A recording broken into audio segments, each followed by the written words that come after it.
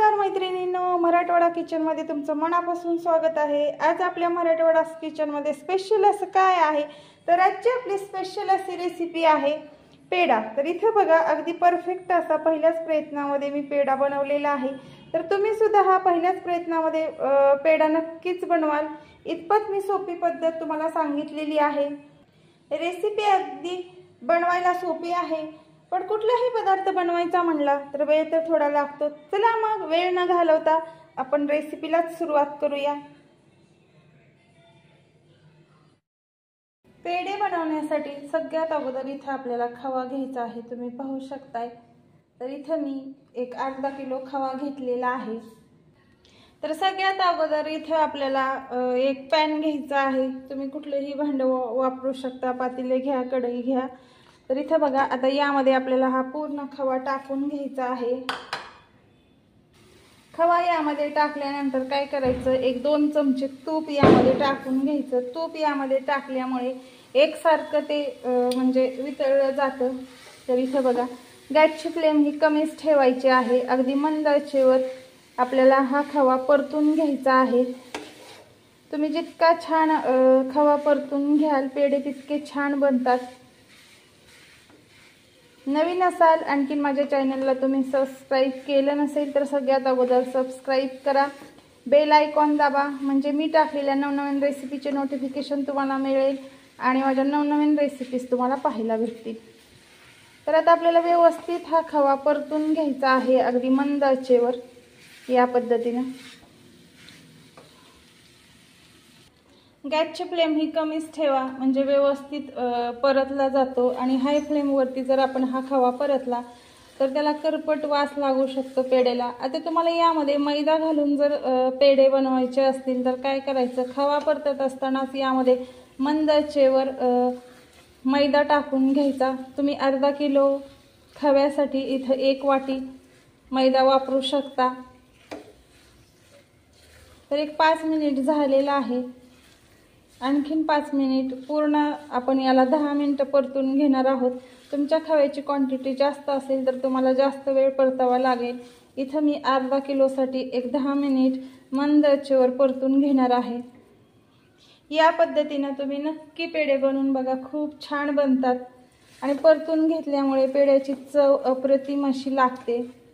या सारणाचा तुम्ही पराठा बनवू शकता पेढ्यासाठी बनवलेल्या। तर इथं 10 मिनिटं आपण हा खवा परतून घेतलेला आहे आणि खव्याचा हलकासा कलर बदललेला आहे, तुम्ही पाहू शकताय। आता इथं आपल्याला गॅस बंद करायचा आहे। गॅस बंद केल्यानंतर सुद्धा एक 5 मिनिट आपल्याला कढई गरम असल्यामुळे हा खवा खाली डागला जाऊ शकतो, त्यामुळे आपल्याला परत सुद्धा एक 5 मिनिट याला व्यवस्थित हलवून घ्यायचं आहे आणि एका डिशमध्ये परत आपण थंड होण्यासाठी ठेवणार आहोत। तर याचा हलकासा कलर बदललेला आहे। आता हे पूर्ण मिश्रण आपण एका डिशमध्ये काढून घेतलेलं आहे। डिशमध्ये याला काढून घेतल्यानंतर काय करायचं, एका चमच्याच्या किंवा मग हाताने हे व्यवस्थित अगोदर फेटळून घ्यायचं या पद्धतीने। इथे बघा तुम्ही पाहू शकता यामध्ये काही साखर न घालता पेढे बनवत असताना मिश्रण हे साखर घालताना थंड करून घ्यायचं। जर गरम ह्यामध्ये आपण जर साखर घातली तर त्याला पाणी म्हणजे सुटू शकतं, त्यामुळे खवा हा थंड झाल्यानंतरच त्यामध्ये साखर ॲड करायची। आता इथं आपण खवा अर्धा किलो वापरलेला आहे, त्यामुळे पाव किलो यासाठी साखर वापरणार आहोत वजनी प्रमाणात। आणि वाटीनं किंवा मग दुसऱ्या कशाच्याही जर तुम्ही मोजून घेतलं तर त्याच्या निम्मी आपल्याला साखर वापरायची आहे। खवा परतून घेतल्यानंतरच पेढा खूप छान बनतो। तर इथे बघा आता एक 5 ते 10 मिनिट आपण व्यवस्थित हे सगळं मिश्रण एकजीव पॅच्युल्याच्या साहाय्याने करून घेतलेला आहे।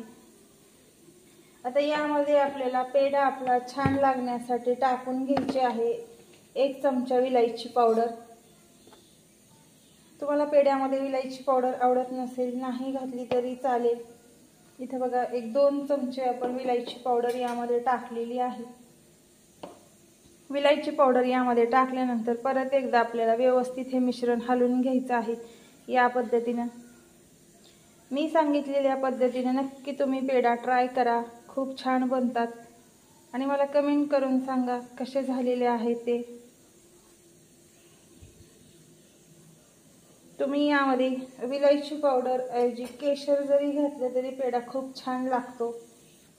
या डिशनाच आपण खवा मोजून घेतला होता, एक डिश भरलेला होता आणि वजनी प्रमाणात म्हणाल तर अर्धा किलो होता। मग आता ही वजनी प्रमाणात पाव किलो साखर आहे आणि या डिशच्या निम्मी अर्धी आपण इथं साखर घेतलेली आहे।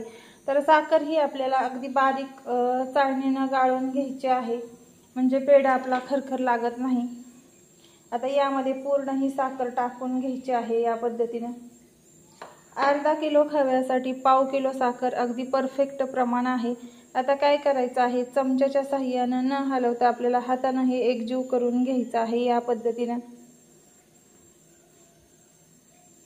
आता यामध्ये पूर्ण आपण साखर मिक्स करून घेतलेली आहे। तुम्हाला जर साखर घातल्यानंतर हे मिश्रण थोडंसं म्हणजे पातळसर वाटत असेल तर काय करायचं, डीप फ्रीजमध्ये एक 10 ते 15 मिनिट सेट होण्यासाठी ठेवायचं।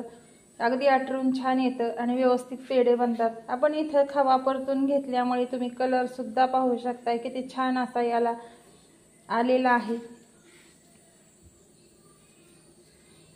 आणि तुम्ही मैदा म्हणजे तुम्हाला वापरायचा असेल तर मी तुम्हाला सुरुवातीलाही सांगितलेलं आहे, तुम्ही ज्यावेळेस खवा परतून घेत आहात त्यावेळेसच तुम्हाला यामध्ये मैदा ॲड करायचा आहे, किंवा मग नुसता परतून आता पेढे तयार करताना सुद्धा यामध्ये मैदा वापरू शकता। तर आपलं तयार झालेलं आहे मिश्रण पेढे बनवण्यासाठी। आता हव्या त्या आकाराचा तुम्ही या पद्धतीने इथं पेढा बनवू शकता, किंवा तुम्हाला साच्यामधला पेढा हवा असेल तर तुम्ही साच्यामधला सुद्धा पेढा बनवू शकता। इथं बघा या पद्धतीने आपल्याला सगळे पेढे बनवून घ्यायचे आहेत। तर छान असे आपले पेढे तयार झालेले आहेत, तुम्ही पाहू शकताय कलर सुद्धा अतिशय छान असा सुरेख या पेढ्याला आलेला आहे। तर कशी वाटली मैत्रिणी तुम्हाला ही पेढ्याची रेसिपी ते मला नक्की कमेंट करून सांगा। आणि या पद्धतीने तुम्ही अगदी सरळ साधी सोपी सिंपल आहे, नवीन बनवणारे सुद्धा पहिल्याच प्रयत्नात अगदी परफेक्ट असा पेढा बनवतील। तर मी तुम्हाला इथे दाखवते या पद्धतीने। तर नक्की तुम्ही ट्राय करा आणि मला कमेंट करून सांगा तुम्ही बनवल्यानंतर तुमचे पेढे कसे बनलेले आहेत ते। मैत्रिणींनो, सबस्क्राईब केलं नसेल तर सगळ्यात अगोदर सबस्क्राईब करा, बेल आयकॉन दाबा, म्हणजे मी टाकलेल्या नवनवीन रेसिपीचे नोटिफिकेशन तुम्हाला मिळेल आणि माझे छान छान व्हिडिओज तुम्हाला पाहायला भेटतील। तर चला मग भेटू आपण अशाच पुढील छान छान रेसिपी घेऊन, तोपर्यंत बाय बाय।